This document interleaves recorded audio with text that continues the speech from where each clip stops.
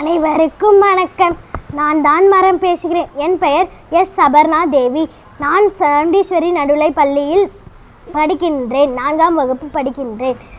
கிளி வளர்த்தேன், பறந்து விட்டது. அணில் வளர்த்தேன், ஓடிவிட்டது. மரம் வளர்த்தேன், இரண்டும் திரும்பி வந்து விட்டது என்று அப்துல் கலாம் ஐயா என்னை பற்றி கூறியுள்ளார். மரம் இயற்கையின் வரம். மனிதர்களே, மரமாய நான் நிழல். மலையை தெரிகிறேன், உங்களுக்கு தேவையான ஆக்சிஜனை வெளியிடுகிறேன். காய்கனிகளை தெரிகிறேன், மண்ணில் வேரோடு இருப்பதால் மண் அரிப்பை தடுகிறேன். விலங்குகளுக்கும் பறவைகளுக்கும் வாழ்விடமாக திகழ்கிறேன்.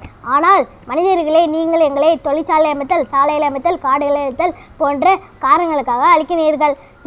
எங்களை அழிப்பதனால் காலநிலை மாற்றம், பூங்கோள வெப்பமாதல், கடல் மட்ட உயிர் போன்ற பல பிரச்சனைகள் வருகின்றன. இது பூமிக்கும் உயிரினங்களுக்கும் நல்லதல்ல. எனவே நீங்கள் எங்களை அழிக்காது பாதுகாக்க வேண்டும். மனிதர்களை உலகம் செழிக்க உங்கள் சந்ததிகள் வாழ இனிய வளர்த்திருங்கள். மனித வளம் காக்க இயற்கை வளம் பேணுங்கள். மரங்களை வளர்த்து பூமியை பசுமையானதாக மாற்றுங்கள். எங்களை பாதுகாத்து பூமியை காப்பாற்றுங்கள். ஒன்றை மட்டும் நினைவில் கொள்ளுங்கள், மரங்கள் நிறைய இருந்தால் தான் உங்கள் சந்ததிகள் மகிழ்வுடனும் ஆரோக்கியத்துடனும் வாழ்வார்கள். வீட்டுக்கு ஒரு மரம் வளருங்கள். மரம் வளர்த்து மழை பெறுங்கள், பசுமையான உலகாக மாற்றுங்கள் என்று உங்கள் வேண்டுகின்றேன்.